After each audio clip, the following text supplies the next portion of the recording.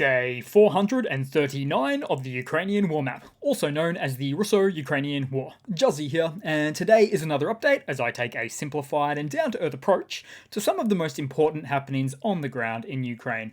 So starting off, we'll take a look at those Russian losses once again, and currently Russia is sitting on 194,970 military personnel losses. So just shy of that 195k mark right now, and it's important to remind every now and then that this figure does not include WIA or wounded in action, which is arguably 3 times higher than this figure shown right now. Then a quick look at the Russian hardware losses, so 7 tanks, 5 APVs, and 8 artillery systems. So all in all, not too bad a day, I would say. Then we'll move back to the map and start out in Mordor again, where it feels like pretty much everything is on fire in the Russian motherland right now. For example, starting out in Pervomaskoy, now this is just east of the Sea of Azov in Russia there was a bit of a cook-off reported due to the combustion of 18 gunpowder warehouses, but no word yet on the cause. But also in Russia, Russia has their own domestic issues to contend with, as they're currently dealing with a number of their own spring-summer wildfires at the moment too, in 4 separate regions of Russia. Which I've got to say certainly spreads resources thin for the country, as the Russian military also does normally assist with providing personnel, equipment, and resources to supporting firefighting efforts during the wildfire season. But with Russia's special military operation in full swing, aka the invasion of Ukraine, I almost feel like they're gonna have to make some hard decisions in where resource utilization goes.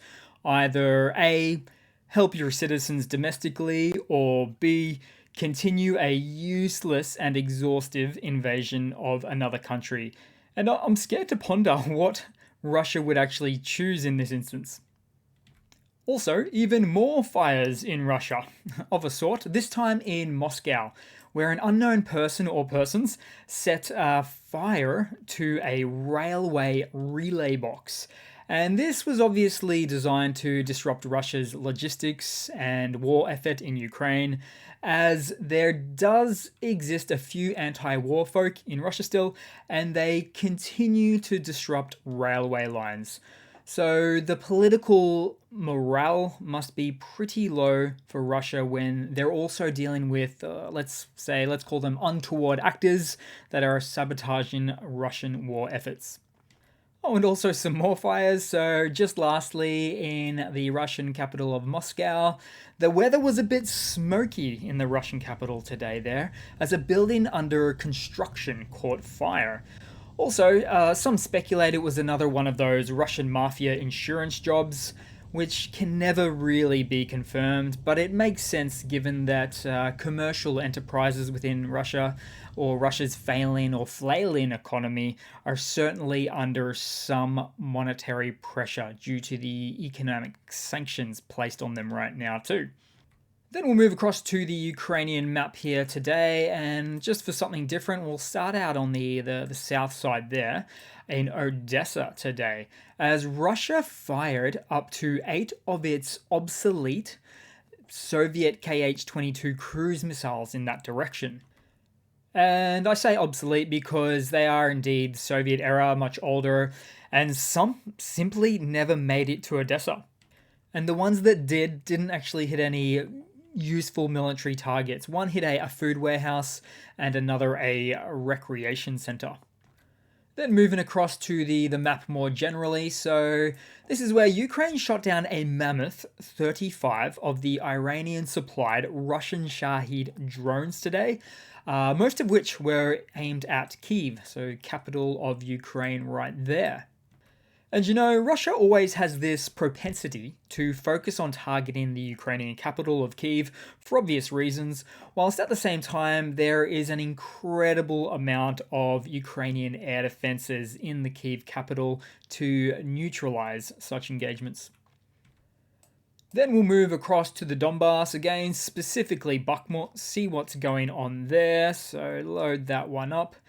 And so, after a very public tantrum throw-in by Wagner PMC boss Prigozhin in the last few days, due to him announcing his vacating of Buckmut from reasons being not being supplied sufficient ammunition shells or really any at all, it seems the Kremlin and Putin himself have caved and backflipped to avoid this situation getting any more embarrassing for Russia.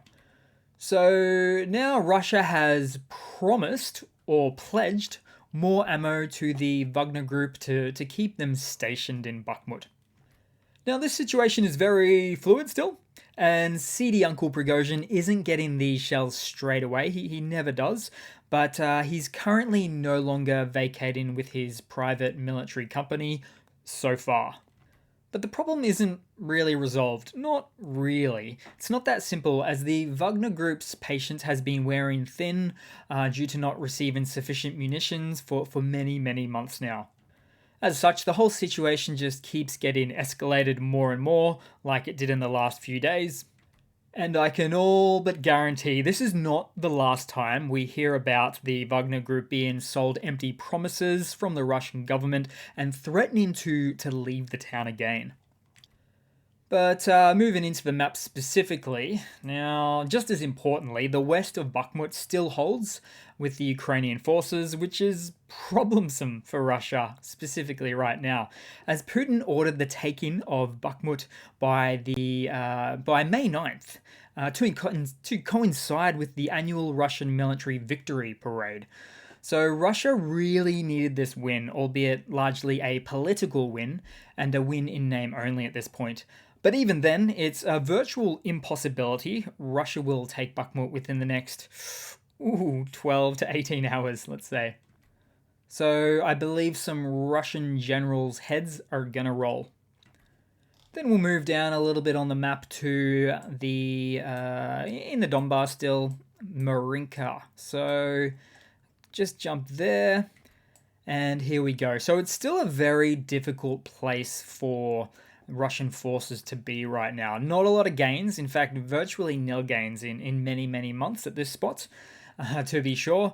Take, for instance, with this recent Ukrainian kamikaze drone footage, where it's smacking right into a Russian BTR-82 APC, so an armored personnel carrier.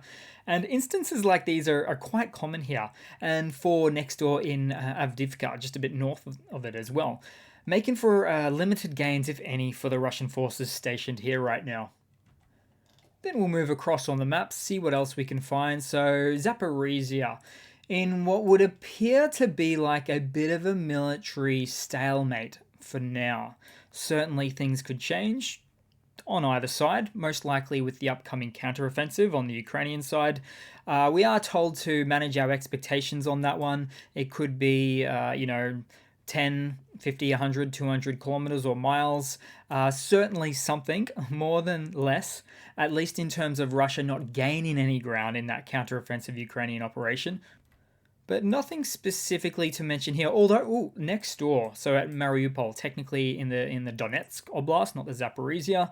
So, for example, in Mariupol, a Ukrainian babushka is going about it, doing the right thing, cutting down communist symbols of the Russian occupation, which is just yet another sign of a failure of a forcefully invading country who can never really count on taking full control of its captives.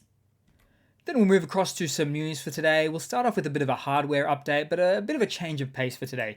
So starting off, there was photos of a Israeli radar electronic industries air threat detection system, air defense system basically, deployed in Ukraine.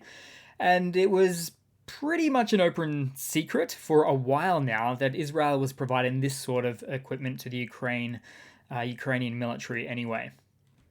Then in some other hardware-related news, Ukraine says it has now trained 10,000 plus drone operators. And let's assume, say, even just 20% of those drone operators are trained and deployed to perform munition drops on Russian trenches. That's 2,000 operators multiplied by about 5 or 10 UAV sorties per day, making for literally about 100,000 or more trench kaboom drops per week, leaving Russian fighters sleepless in their trenches. And that's the best case scenario, am I right? But also severely demoralizing those same soldiers in the process as well. Then in some other news, and in another sign that sanctions don't work on Russia, and I say that facetiously, so there are signs of industrial decline in Russia right now, as per satellites that have been detecting less pollution in the air in Russia. And something tells me this has nothing to do with Russia wanting to respect the Paris Climate Accords.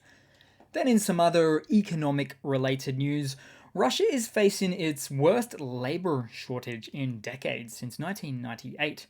So for reasons including the pandemic, the mass exodus of up to 1.3 million skilled Russian workers, let's see also Russia's falling population rates, which has been happening for years now. Oh, and not the least of which is Russia's invasion of Ukraine. All combined in this melting pot is putting some serious strain on the Russian economy now.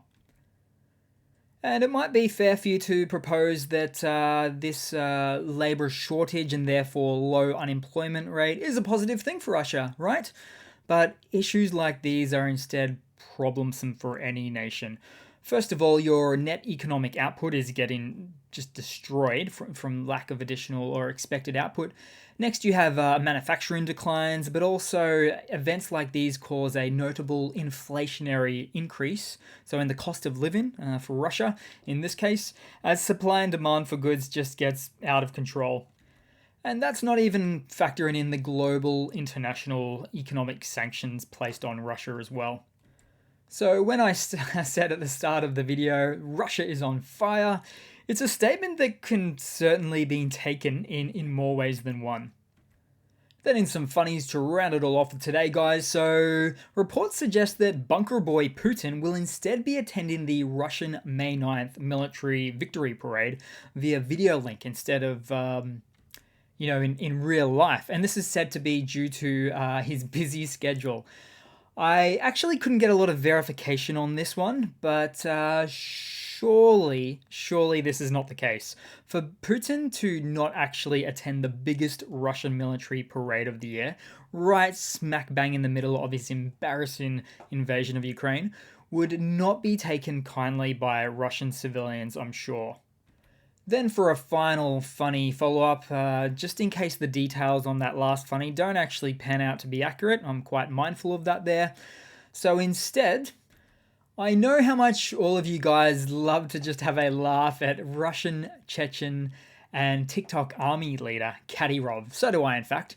So this time he's been spotted in the wild, not just with his women's Prada shoes, but this time it's because of his 2,400 euro military garb. So something really tells me this guy's all about the lavish lifestyle instead of having actual military lean-ins.